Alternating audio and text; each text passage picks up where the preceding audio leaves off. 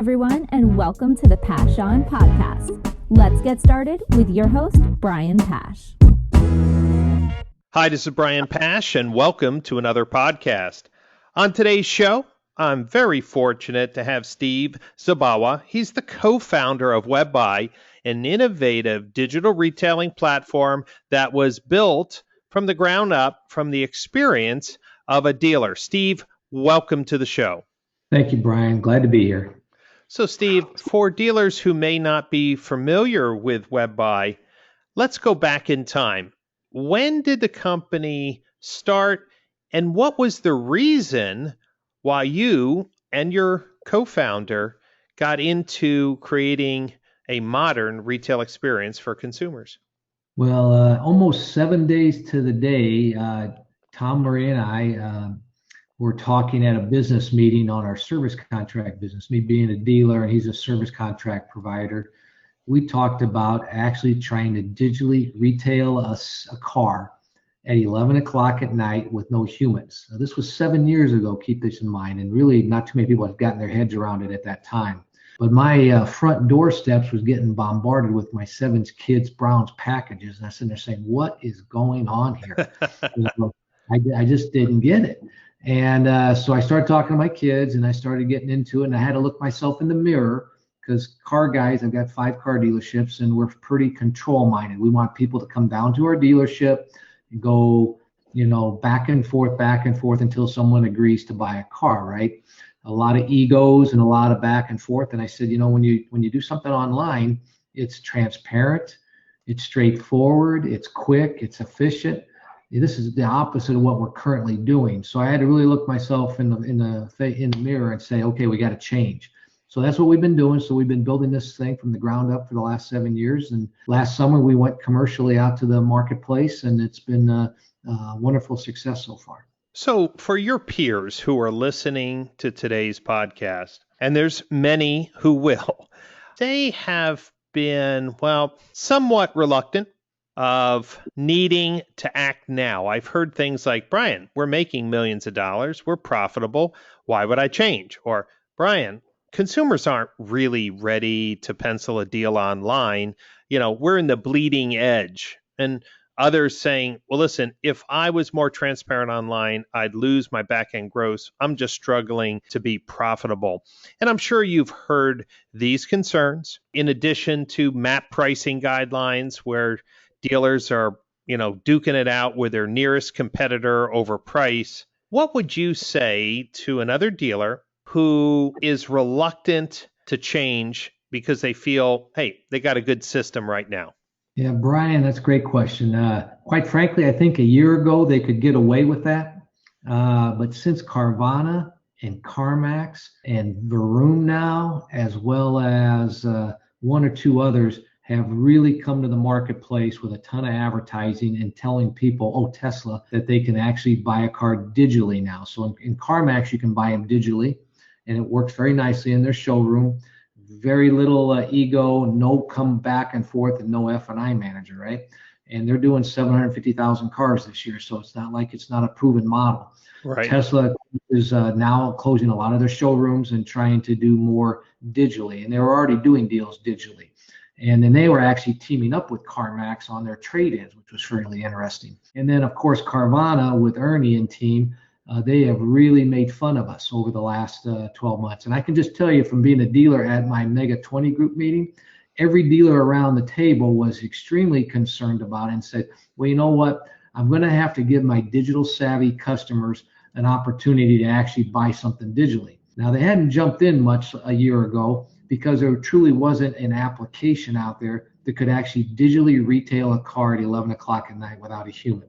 And now there are some good alternatives, one being WebBuy, where we've been able to actually orchestrate that tax title license, incentives and rebates, true actual hard offers on their trade-in, automated lien payoffs at 11 o'clock at night, where they can get a firm buyer's order, and then they can actually get 3 or 4 loan offers, through Route 1, our partner in the deal. So we've come a long way. So the dealer does not have to worry about not having a good product out there and where they can actually do it, which most of the products don't do it, but ours actually does do it. And then on top of that, they're getting pressure from the disruptors out there now where they should take a hard look at it now and jump in a little bit. They can get their feet wet online. It's not that big a move, and we can show them how to do that in a nice, easy month-long dialogue, and then train their team. So, Steve, let's talk about a controversial topic, but since you're a dealer, I'm just going to give you some of the hard questions because your peers listening to today's podcast want some answers. I've interviewed dozens of people, some who've said, Brian, the only way I'm going to increase profitability is to cut down on labor costs and to be more efficient with my human capital and my marketing. And so I want to be more efficient to drive an in-market shopper to my website. I want to give them the tools to do as much as they want online. And when they come in, I'm going to make it fast and easy. Some folks have decided to move the F&I responsibility out to the sales associate. And one dealer group mentioned saving $3 million by eliminating the F&I office. And then others who have said, no, we still need the F&I office, but by the time they get to the F&I office, they've already seen products online. They've already been reminded of value of products by the sales associate. So the F&I process is no longer such a big surprise. What are you seeing? Is the future of digital retailing moving towards a time where the F&I office goes away? Great question. Well, in CarMax, they did do that. So you can do it that way and have a successful F&I penetration on service contracts and gap products and so forth. WebBuy, I'm going to give you the politically correct answer here, is WebBuy is a white label application for the car dealer to do it the way they want to do it. So we built our application where they can do it either way. If they wanted to eliminate the F&I manager, they could do that. We do produce a dynamic F&I menu for them with a good partner in that, and where the sales representative can make the representation, or better yet, the customer can just do it online and actually see the video as well as the pamphlet about the service contract company and why they should buy a mechanic service contract, a mechanical one. So there's lots of different ways to skin the cat in the deal. The main thing the car dealer is trying to do is net more money per month.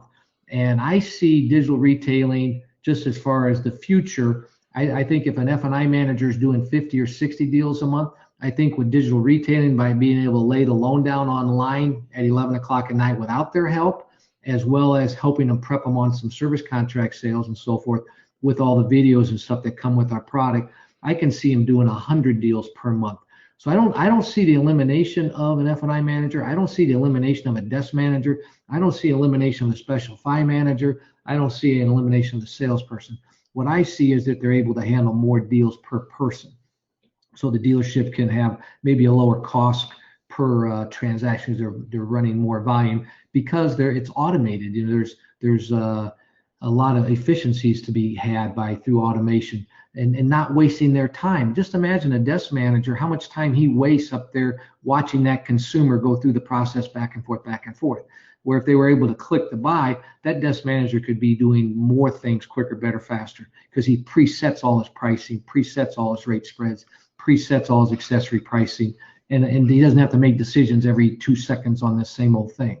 A lot of efficiencies to be gained through automation. That's what WebBuy brings to the table. That's what digital retailing can bring to the dealership's table. Okay, Steve, I'm going to give you all the hard questions. Here's another one.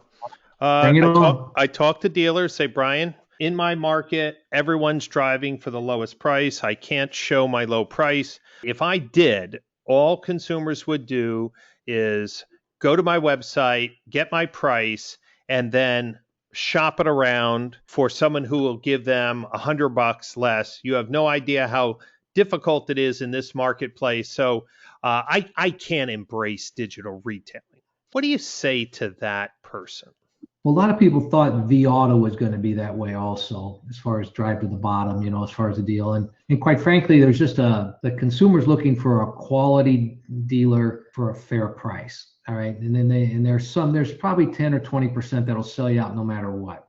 But they're out there already doing that to your team, right? They're calling in and they're trying to get the best price through your BDC. They go into the dealership, try to get your best price. They get that number, and what do? I'll think about it, and they run down to the next store and try to beat you for $100. So that's going to always be out there. So let's remember that. Now in WebBuy, what's nice is we allow the people to play in the sandbox for a while without their name, cell number, and email. And they're going to see the dealership's internet price, which they can see that already anyway. And then we take out the incentives and make sure the incentives are real.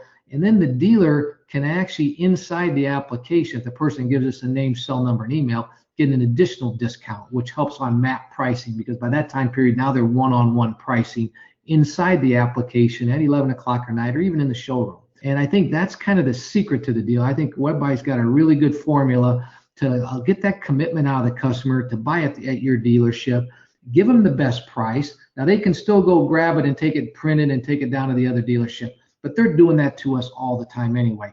The secret on ours is that we text the BDC person or the sales manager immediately when that person falls off the app to contact that person on their cell number and talk to them about not doing that, right?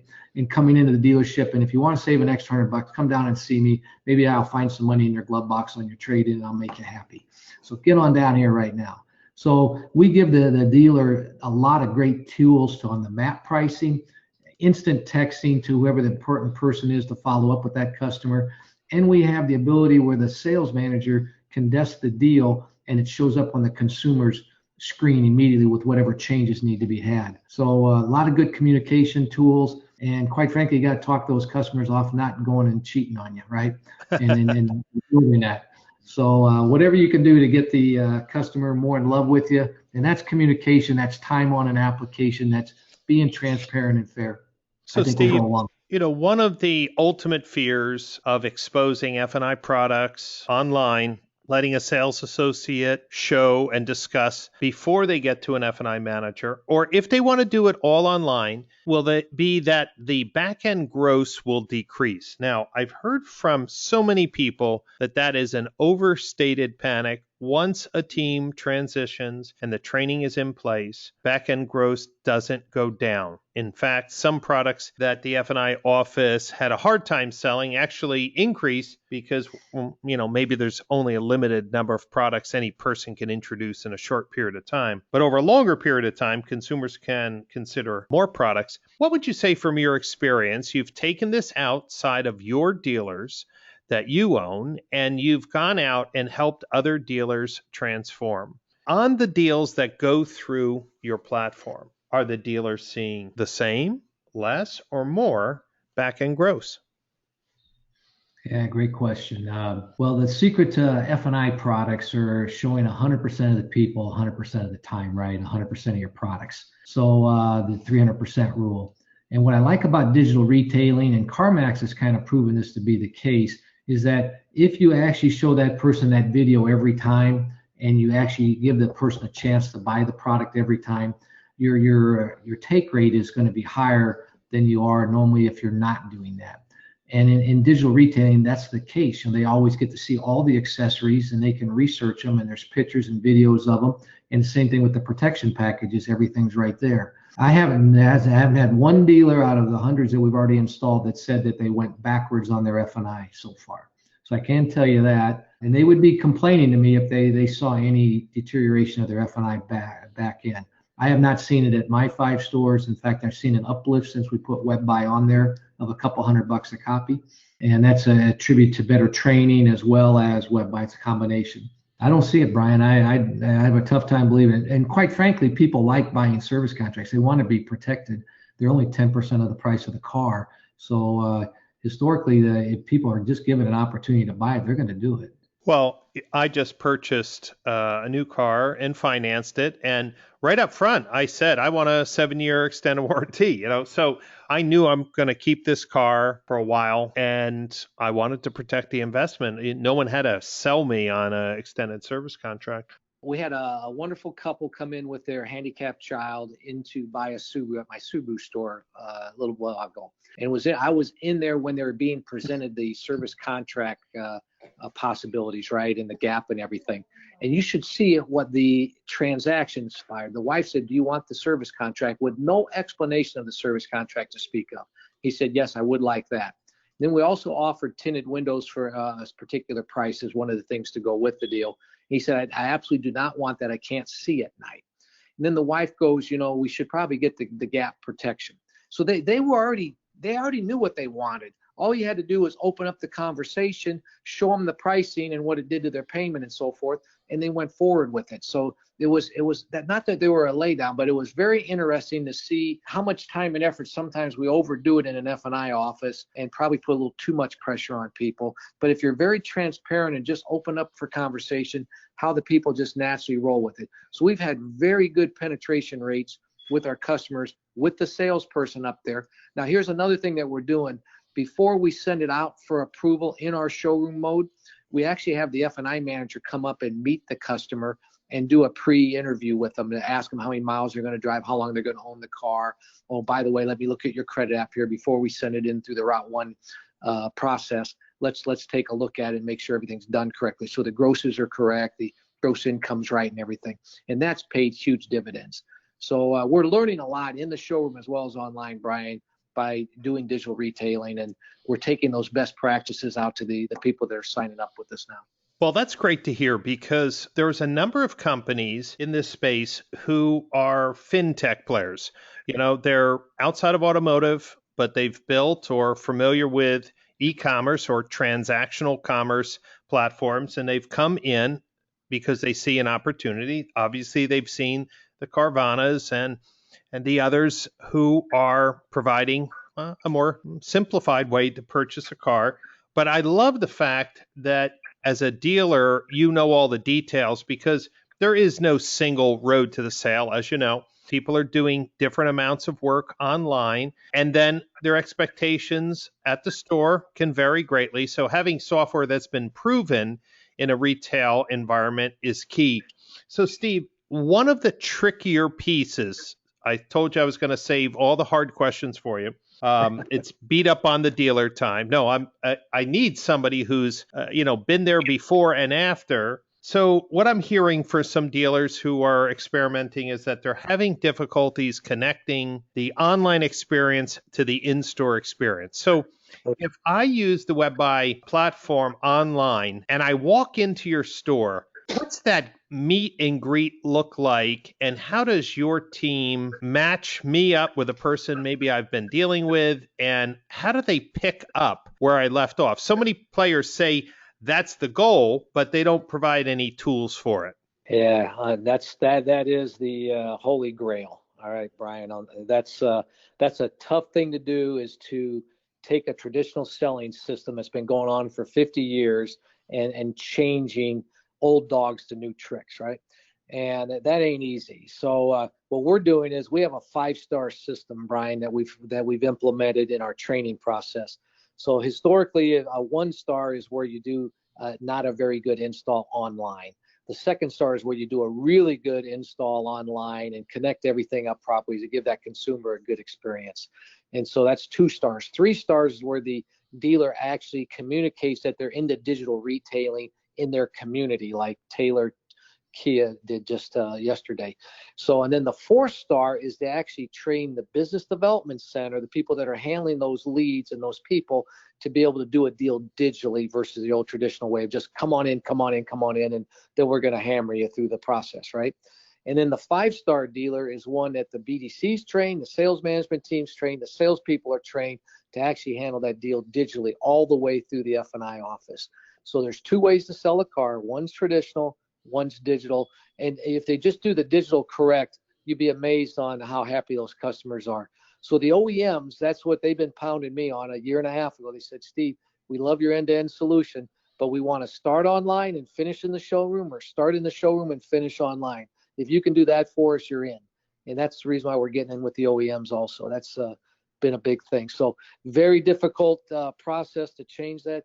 But there's a lot of new salespeople and a lot of professional salespeople in the organization. What we're doing is we normally pick out 2 or 3 out of the 10 that are naturals for the digital retailing application, and we start with them.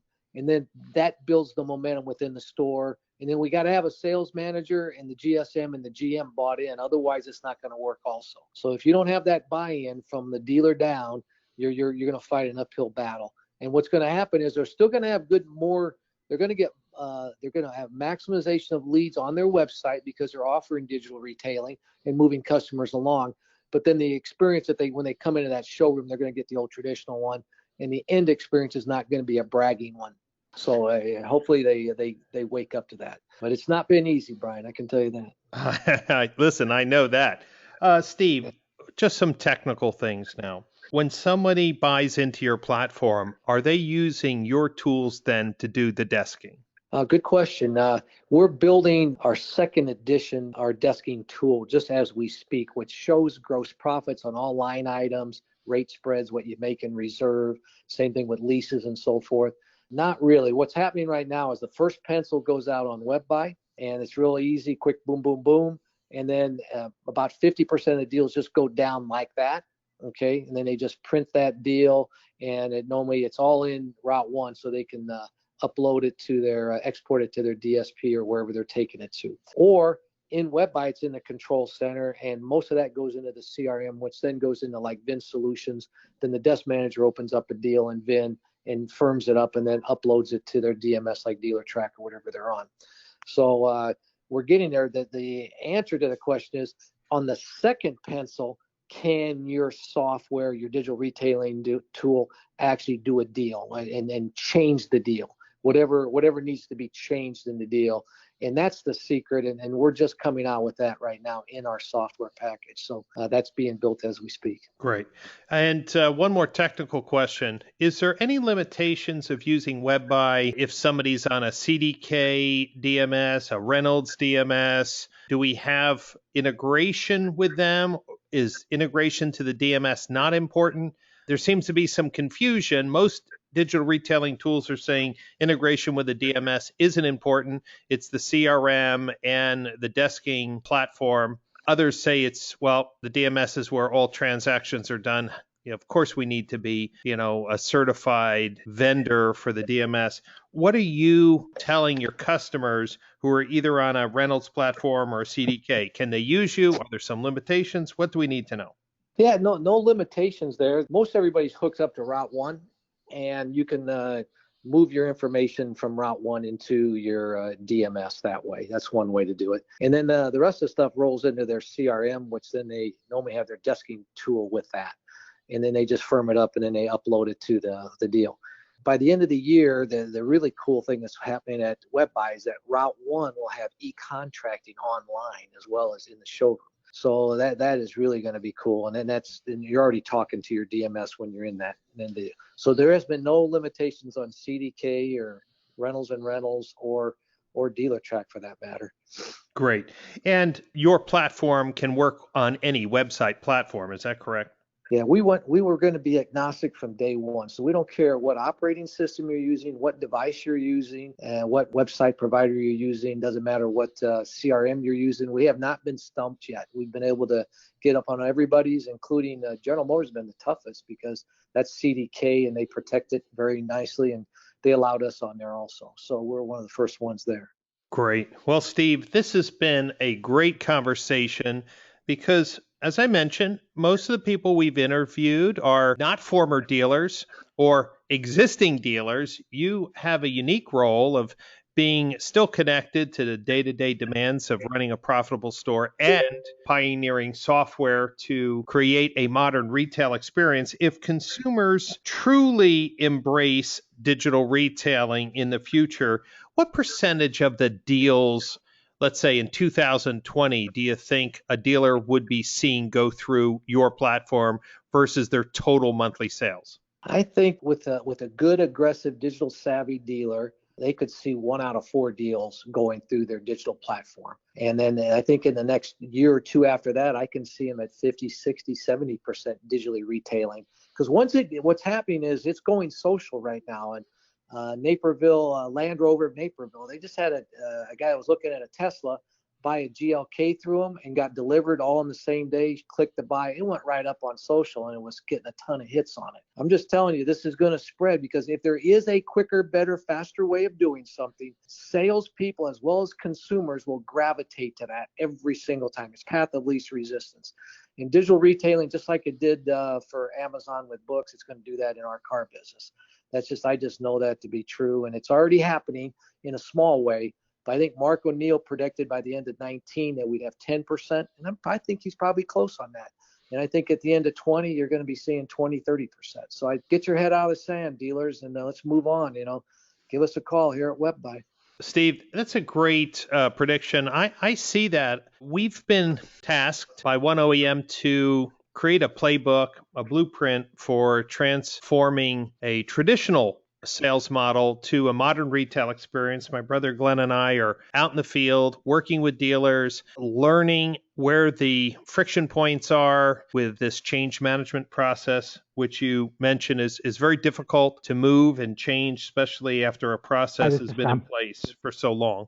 Exactly. That's well, you got your hands full there. All the OEMs have got their hands full. Everybody in the car business, we got to change or you go out of business, right? And we got to be quicker, better, faster, and we got to do it the way the consumer would like to see it. We've done it our way for a long, long time. And I'm telling you, there's just, it's just quicker, better, faster. Do it. I love your book, Brian. Just faster. That's what consumers want. And Steve, for dealers who are listening to today's podcast, and many will, what's the best web address for them to learn about the platform? Is there a phone number that you can provide? So either way, dealers can reach out and get a demo of the WebBuy platform?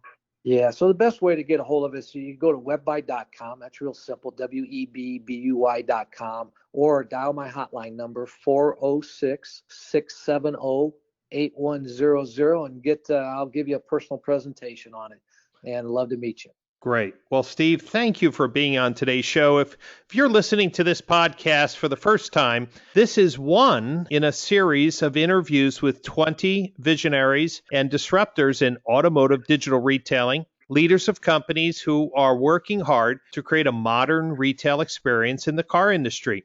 So make sure you listen to all of the podcasts to get an understanding of the challenges and solutions that are out there to help dealers truly compete with not themselves, but with the other retail experiences that have been raising the bar year after year by smart, innovative technology companies.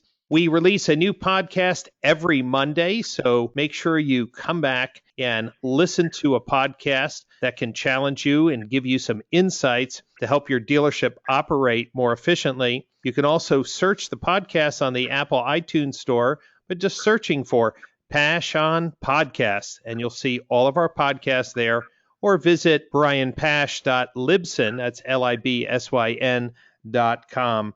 Steve, thank you once again for coming along for this great interview, and we look forward to seeing the growth of your company in the days and months ahead. Thank you, Brian. It's been a pleasure. Take care. Thank you, and we look forward to spending more time with you in the future on an upcoming Pash On podcast.